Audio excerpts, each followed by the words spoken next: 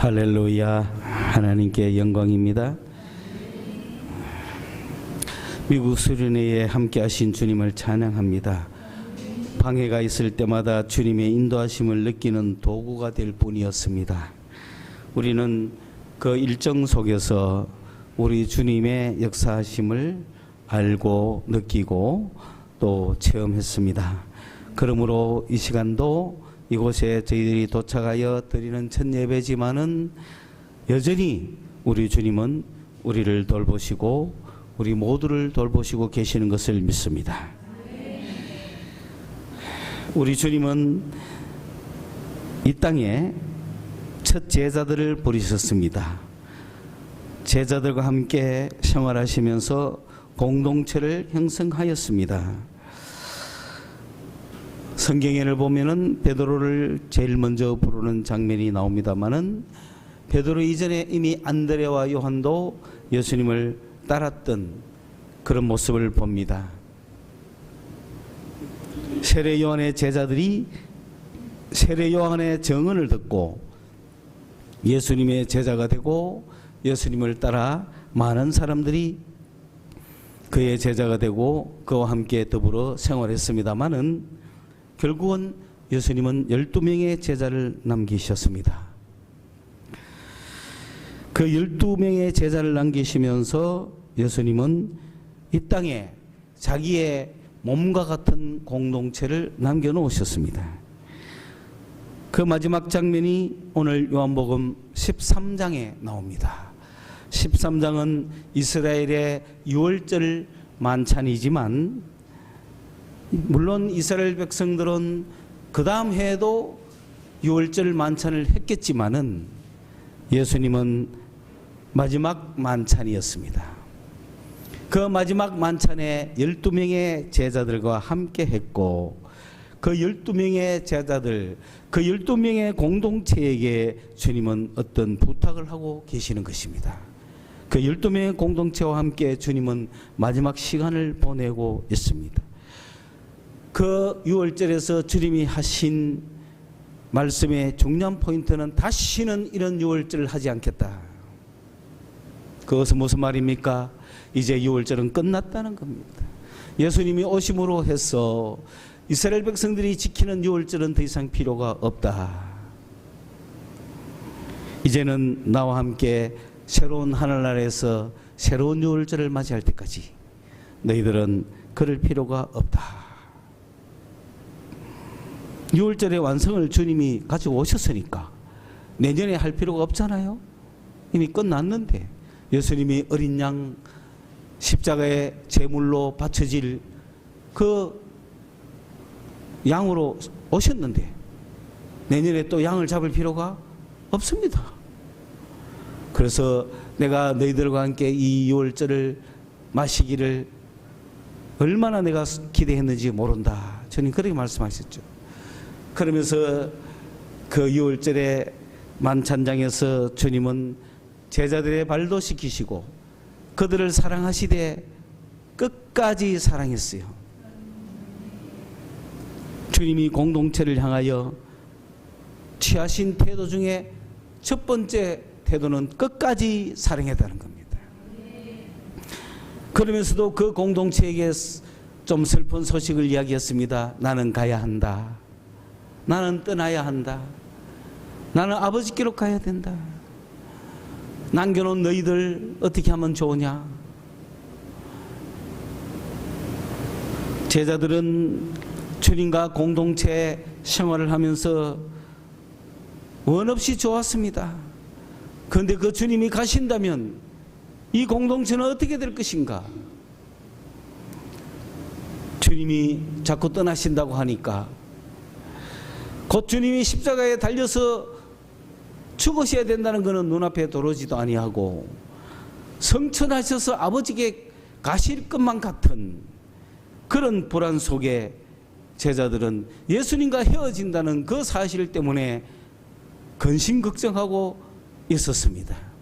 주님이 계셨을 때는 아무런 염려와 근심이 없었는데 주님이 떠나신다고 하니 모든 염려와 근심이 우리에게 다가오는 것입니다.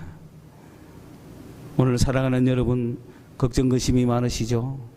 우리 주님이 함께 하시면 괜찮습니다. 여러분이 가지고 있는 걱정 근심, 주님이 함께 하시기를 기도하십시오. 주님이 나와 함께 이 근심에 오셔서 내가 가지고 있는 이 문제를 해결해 주십시오.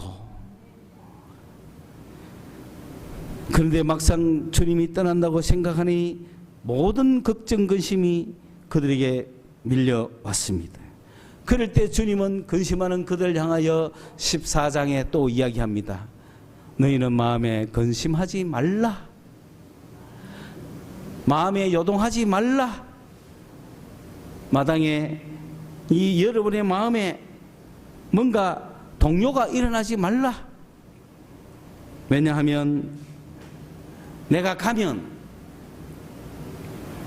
거기에는 그 할 집이 많아요. 그러므로 내 아버지 집에 여러분을 내가 데리고 갈 거야. 여러분은 주님의 집에 갈 것을 확신합니까?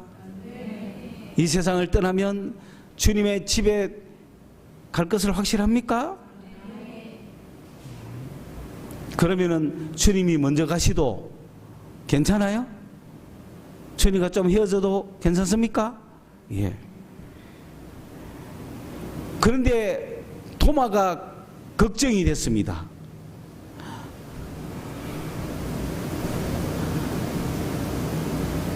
내가 먼저 가면 아버지 집에 먼저 가서 너희들이 있을 곳을 마련하겠다. 그리고 다시 와서 너희들을 데려가겠다. 그랬는데 도마가 우리는 아버지 집에 가는 길을 모르는데요. 그랬는 거예요. 그러니까 예수님이 내가 길이야. 내만 따라오면 돼. 내가 길이요 진리요 생명이야. 나를 본 자는 아버지를 봤어. 막 그렇게 이야기하죠. 그 이야기는 뭡니까? 빌립이 또 물었잖아요. 유대인들은 아버지 집에 가는 게 소원인데 그 아버지 집에 예수님이 먼저 갔는데 그 예수님이 가셨으니까 유대인들도 예수님은 가셨는데 우리는 어떻게 아버지 집에 가느냐라고 도마가 물었을 때 예수님은 나를 통해서 간다. 율법이나 무엇이나 행동이나 선행이나 어떤 것도 아니고 나를 통해서 아버지 집에 간다. 나를 믿는 자는 아버지 집에 간다. 그렇게 내가 길이라고 말씀하니까 필립이 아버지를 보여달라고 그랬죠. 그러니까 나를 보았으면 아버지를 보았거늘 네가 그렇게 오래 있었는데도 내가 아버지인 줄 모르느냐. 그렇게 이야기하면서 주님은 이렇게 이야기합니다. 이제부터는 내 이름으로 아버지께 구하라. 너희들은 이제 종이 아니고 아들이다. 그리고 너희들을 위하여서 하늘에서 내가 가면 너희들을 도와줄 위로자와 보호해줄 보호자와 권면해줄 카운셀러를 보내주겠다. 오늘 우리는 이 땅에서 혼자 살고 있지 않습니다. 카운셀러가 함께 살고 있습니다. 상담을 받으십시오. 혼자 결정하지 마십시오. 잘못된 결정입니다. 잘된 결정일 수가 없습니다. 인생을 혼자 살지 마십시오. 카운셀러와 함께 사십시오. 보혜사 성령님이 오셔서 파라클레토스가 오셔서 카운셀러가 오셔서 우리의 갈 길과 우리의 할 일을 가르쳐 주십니다. 우리를 위로해 주시고 우리를 권면해 주시고 우리에게 셈을 주시는 분이 계신다는 겁니다. 이 정도 하면은 제자들은 좀 어떻게 마음의 불안이 사라지겠습니까? 이 땅에 남겨져 있는 여러분들 이 정도 하면은 괜찮겠습니까? 그리고 마지막으로 주님은 내가 너희에게 평안을 주겠다. 주님이 주신 평안은 내가 아무리 막 불안하려고 해도 불안해지지가 않아요. 내일 여러 가지 불안한 일들이 많은데 마음이 불안해지지가 않아요. 그게 주님이 주신 평안입니다. 네. 평안을 소유하시기 바랍니다. 이런 평안까지 주시면 주님이 안 계셔도 괜찮잖아요. 그렇죠? 아니 막 걱정하려고 해도 걱정이 안 되는 거야 이게 막. 아니 뭐 비자가 안 나오면 걱정이 되고 무슨 인터뷰를 해가지고 뭐 2차 가락하면 걱정이 되고, 거기에서 뭐 돈이 다 떨어져 가지고 돈이 없으면 걱정이 되고 뭐 이래야 되잖아요. 갔다 오고 나면은 이제 이걸 어떻게 갚을까 걱정이 되고, 이제 망했다. 미국에 있을 땐 좋았는데 한국 오는 순간 우리는 망했어. 기다리고 있는 것은 빚밖에 없다. 그러나 걱정이 안 되는 것은 주님 우리에게 평안을 주신 거란 말이에요. 그러면 됐죠. 그래서 근심하지 말라고 말씀하신 주님이 15장에 가장 핵심적인 이야기를 남기는 것입니다. 그게 뭐냐 하면, 예수님은 하늘나라 가시면서 이 땅에 무엇을 남겨놓았느냐 하면은 공동체를 남겨놓으셨는데, 그 공동체는 주님의 몸이요, 또 다른 말로 하면 교회입니다. 성천하신 주님이 이 땅에 남겨놓으신 것은 교회입니다. 교회라고는 공동체를 남겨놓으셨습니다. 이 교회 공동체가 해야 할 일이 두 가지입니다. 첫째, 서로 사랑하는 겁니다. 둘째, 선교하는 겁니다. 그러므로 하나님, 주님이 하늘나라로 가시고 이 땅에 남겨놓은 그 공동체는 12명이 시작하는 거예요. 120명이 시작하는 거예요.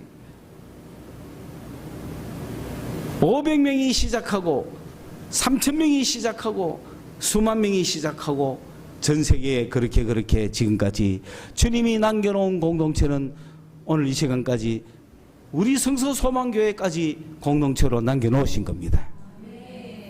이 공동체가 해야 할 일이 첫째, 서로 사랑하는 겁니다.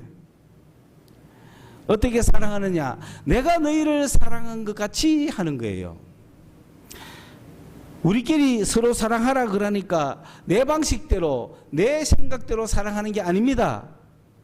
주님이 우리를 사랑하신 것 같이 서로 사랑하라는 겁니다. 내 방식대로 사랑해서는 안 됩니다.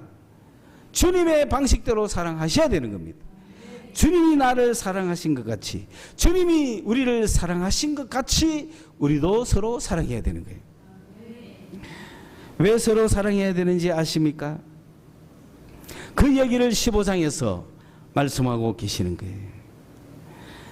15장은 이렇게 설명합니다. 근심하지 말라고 공동체를 안심시킨 주님이 그 대신에 공동체가 해야 할 일이 뭔가, 그거를 이야기합니다. 공동체의 성격이 무엇인가, 공동체는 어떤 곳인가, 공동체는 무엇인가, 공동체에 대한 이야기를 하는 겁니다. 그 이야기를 하면서 비유를 들었습니다. 나는 참 포도나무다. 여러분, 포도나무면 포도나무지 왜 참 포도나무입니까? 가짜 포도나무도 있다는 거예요. 예수님은 참 포도나무입니다.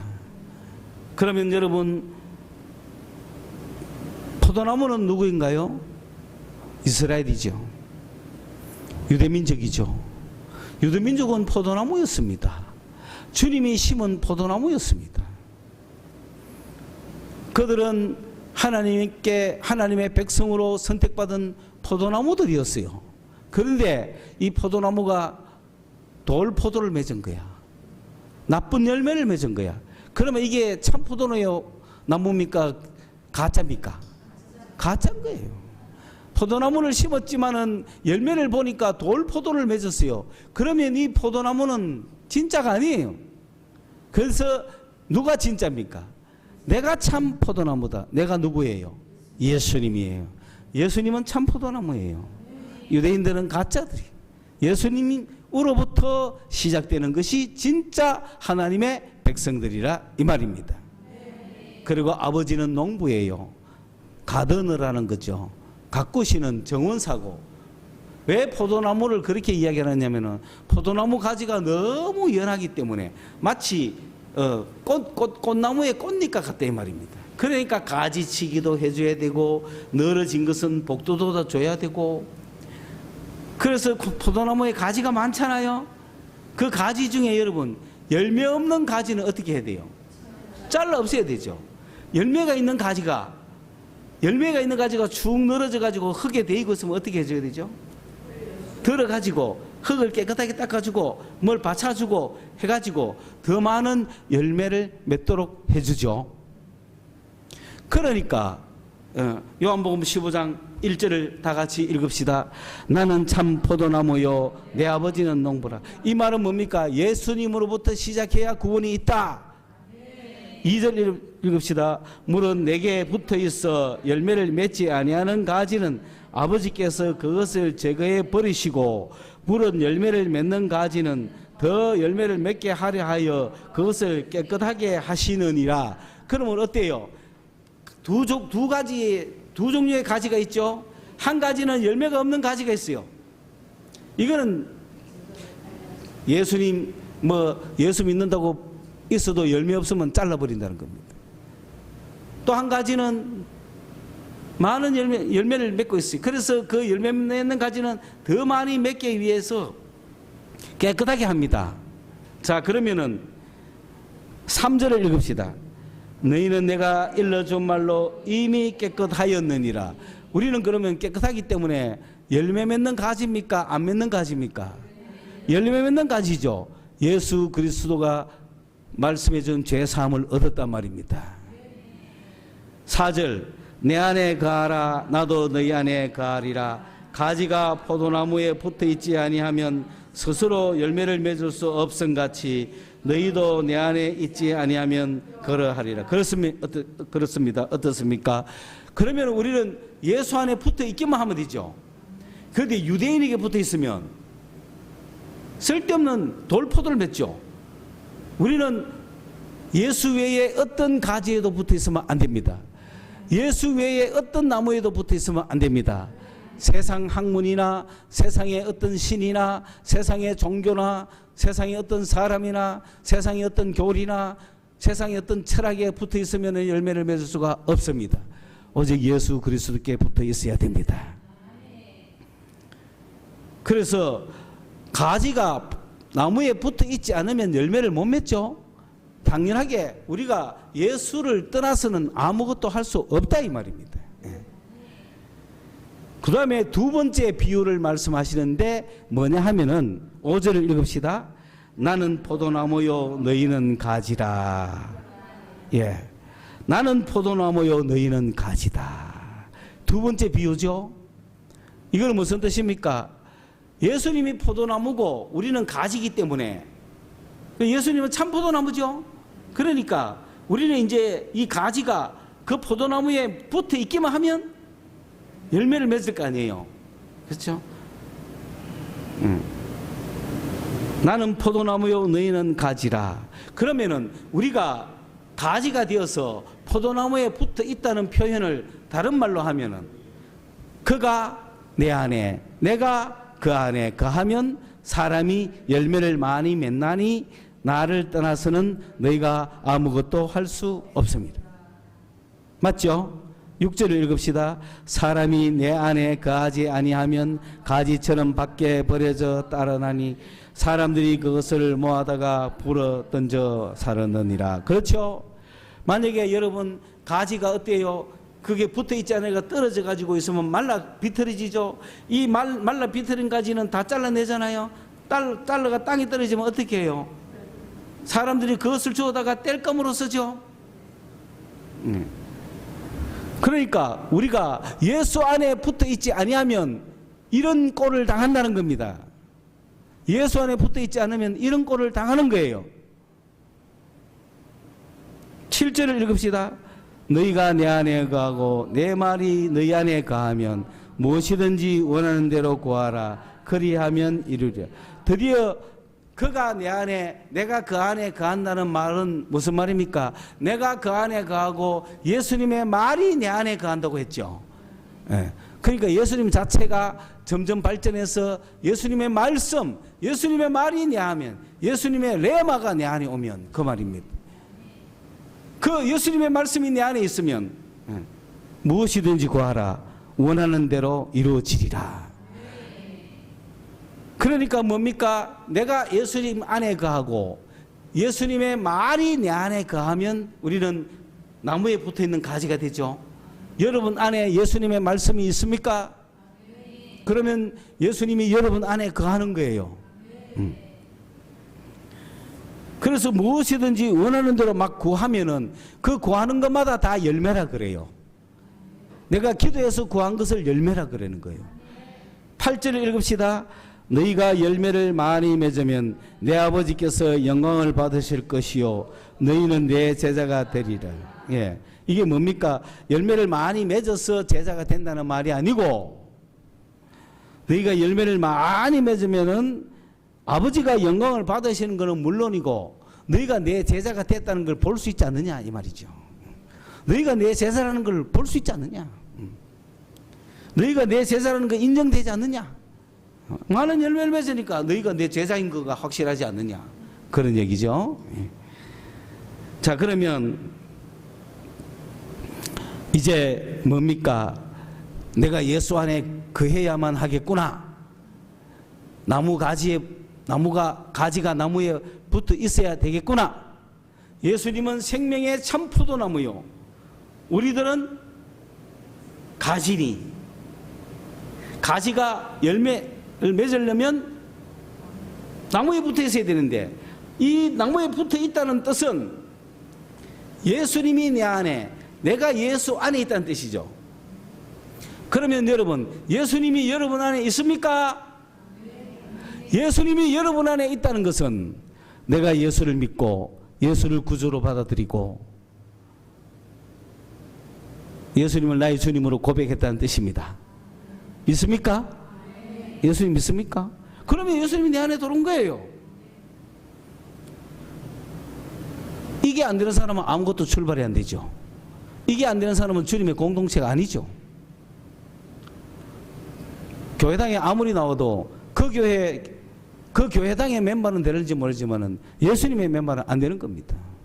여러분, 예수님을 여러분 마음에 영접하셨습니까? 영접하셨습니까? 예수를 나의 주님으로 영접하셨습니까? 그러면 예수님이 내 안에 들어온 거예요. 영접하기를 원하십니까? 영접했다고 주님을 나의 주님이라고 고백하십시오. 그러면 주님이 내 속에 들어오는 거예요. 그게 예수가 내 안에 들어오는 거예요. 돌아 계십니까? 확신을 하십시오. 여러분은 주님의 것입니다. 두 번째로, 그러면 내가 예수 안에 들어가야 되잖아요. 예수가 내 안에 들어있다고 되는 게 아니에요. 예수가 내 안에 들어왔다고 끝나는 게 아니에요. 내가 예수 안에 들어가야 되는 거예요. 그러면 내가 예수 안에 들어가려면 어떻게 하느냐? 어떻게 하면 내가 예수 안에 들어갈 수가 있느냐? 8절을 9절을 읽읍시다.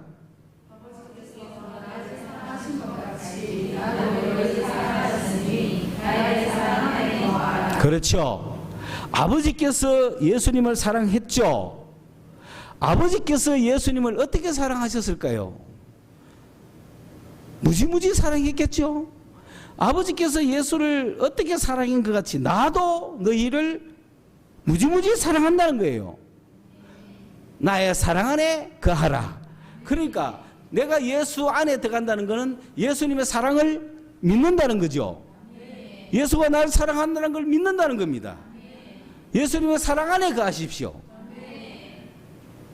예수님이 우리를 어떻게 사랑하십니까? 아버지께서 예수를 사랑하는 것처럼 예수님이 우리를 사랑하시니까 그 사랑 안에 내가 그 사랑을 믿으란 말입니다. 아, 예수는 나를 사랑 안 하는 모양이다 하면은 이미 사랑 밖으로 나가는 거예요. 그러니 여러분, 예수의 사랑 안에 거하십시오. 사랑 안에 지금 거하고 있습니까? 막 거해지려고 합니까? 그러면 그 내가 예수님의 사랑 안에 거한다고 하는 증명이 뭐냐? 내가 예수의 사랑 안에 거한다고 하는 증명이 뭐냐? 말로만 해가 되느냐? 나 예수님이 나 사랑하는 걸 믿어요. 말로만 해가 되느냐? 아니죠. 어떻게 해서 그 사랑 안에 거하느냐? 10절 읽읍시다. 내가 아버지의 계명을 지켜 그의 사랑 안에 거하는 것 같이 그렇죠? 예수님도 아버지의 계명을 지켜서 아버지의 사랑 안에 거했던 것처럼 너희들도 내 계명을 지키면 내 사랑 안에 거하는 것입니다. 됐습니까? 내가 예수님의 사랑 안에 거한다는 것은 예수님의 계명을 지킨다는 거예요. 예수님의 계명을 지키지 않으면 사랑 안에 거하는 게 아니죠. 그러면 가지가 나무에 붙어 있는 게 아니죠. 그러면 말라 비틀어져 결국 불에 들어갈 겁니다. 그러나 내가 예수님의 계명을 지킨다면 예수님의 사랑 안에 거하는 것이요, 예수님의 사랑 안에 거한다면 많은 열매를 맺을 것입니다. 그러면 예수님의 계명이 무엇입니까? 12절 읽겠습니다. 너희 계명은 곧 내가 너희를 사랑한 것 같이 너희도 서로 사랑하라는 이것이니라. 아멘. 결국 뭡니까? 예수님의 계명은 너희가 서로 사랑하라. 예수님이 우리를 사랑한 것 같이 우리도 서로 사랑하라. 예수님이 우리에게 야단 한 번 친 적 있습니까? 예수님이 야이 죄인아 한 적 있습니까? 예수님이 야이 미련한 놈아 한 적 있습니까? 예수님이 너는 안 될 놈이다 한 적 있습니까? 예수님은 우리 보고 저런 몹쓸 놈이라고 한 적 있습니까? 예수님의 사랑은 무한했던 겁니다. 묵묵히 참아주고 도와주고 인내하고 일어서게 하고, 예수님이 우리를 사랑한 것 같이 우리도 서로 사랑하라. 그게 예수님의 계명이라. 서로 사랑하라. 그게 남겨진 공동체가 할 일입니다. 남겨진 공동체가 할 일입니다. 교회가 할 일이 무엇입니까? 서로 사랑하는 거예요. 교회에 와야 될 이유가 뭡니까? 서로 사랑하려고 오는 거예요. 혼자 있으면 뭐가 안 되니까? 서로 사랑이 안 되잖아. 지 혼자 있으면서 나 사랑한다 그러면 백날 막 하이. 서로 사랑하란 말이야. 교회 와봐야 미워 죽겠는 놈도 뭐 해야 된다? 사랑하려고 교회 오는 기라. 다 사랑스러운 사람만 있으면 문제가 없지만 교회 오면 어떤 놈들이 있어? 그저 한방 패고만 싶은 놈들이 수두룩한 이때에 그들을 사랑하려고 교회 오는 거예요. 교회 와가 인상 쓰고 가지 마세요. 교회는 뭐하러 오는 것이다? 사랑하러 오는 것이에요. 교회 와가 비판하러 오는 데가 아니잖아요. 교회 와가 서로 싸우려고 오는 데가 아니잖아요. 교회 와가 서로 잘난 체 하려고 오는 데가 아니잖아요. 교회는 뭐하러 오는 것이다? 사랑하러 오는 것이라. 서로 사랑해야 돼. 서로 사랑해야 돼. 내가 사랑이 먼저 되면 그 사람이 나중에 될 값이라도 그 사람도 사랑하게 될 때까지 기다려줘야 되는 거예요. 니도 안 하는데 나도 하지 말자 이렇게 하는 게 아니고 서로 사랑할 때까지 참아주고 기다려주는 것입니다. 그것이 교회의 할 일입니다. 교회가 모이는 이유입니다. 주님이 성천하시면서 남겨놓은 교회, 남겨놓은 공동체가 해야 될 일입니다. 우리는 언제 다시 오실 주님을 바라보며 살아가는 거예요. 사랑하며 살아가는 거예요. 오늘도 사랑하시기 바랍니다. 여러분을 얼마나 사랑했으면 미국에서 우리 집사님이 시키지도 않았는데 여기 남아있는 가정들 위해서 그래도 사랑의 선물을 다 갖고 오지 않습니까? 비록 시어머니, 시아버지, 친정아버지, 친정어머니 줄 선물은 오다가 뺏기서도 우리 교회 교인들 줄 선물은 온전하게 지켜가 왔습니다. 사랑입니다. 사랑을 주고받으십시오. 그리고 이 사랑의 공동체가 요한복음 20장에 이 사랑하라고 하신 말씀은 예수님이 십자가에 죽으시기 전에 하신 말씀이에요. 그러나 십자가에 죽으시고 부활하신 후에 이 제자들을 다시 만나서 이 공동체에 하신 말씀은 내가 너희를 세상에 보낸다. 선교하라고 하신 거예요. 너희끼리만 있지 말고 이제 나가라. 나가서 수많은 사람을 이 사랑의 공동체로 끌어와라. 이 사랑을 보여주고 이 사랑의 공동체로 끌어왔어. 나를 기다려라. 보내신 공동체, 선교 공동체. 그것도 아버지가 나를 이 땅에 보낸 것처럼 나도 너희들 세상에 보낸다. 왜? 너희들은 완전한 나의 가지에 내 나무에 붙어 있는 공동체며 사랑의 공동체며 내 몸이 있기 때문에 내가 가야 되는데 내가 너희들을 보낸다. 아버지가 나를 보낸 것처럼 나도 너희를 세상에 보낸다. 세상에 가셔서 예수 믿고 천당 가자고 말하지 말고 사랑을 전달하십시오. 사랑의 공동체의 모습을 보여주십시오. 예수님이 당신을 얼마나 사랑하면 당신을 위해서 십자가에 찢어졌는가를 전하십시오. 그리고 그분이 부활하셔서 영생의 길로 당신을 부르고 있다는 것을 전도하십시오. 그러면 그도 나도 예수를 영접하고 예수를 주로 고백합니다 라고 하는 순간에 그 속에 예수님이 들어가시는 겁니다. 그때 성령이 함께 들어가시는 것입니다. 그리고 성령께서 여러분을 충만하게 하실 것입니다. 사랑으로 충만하게 하는 거예요. 그래서 사랑의 공동체에 사람들이 많아지는 것입니다. 그래서 사랑하는 공동체, 선교하는 공동체로 주님이 남겨놓은 우리 이 교회, 주님이 남겨놓은 여러분들, 우리가 서로 모인 게 아니에요. 주님이 남겨놓은 자들이에요. 주님이 남겨놓은 여러분들 서로 사랑하고 선교하고 사랑하고 선교하고, 그렇게 사랑과 선교에, 사랑하는 공동체, 선교하는 공동체로 우리가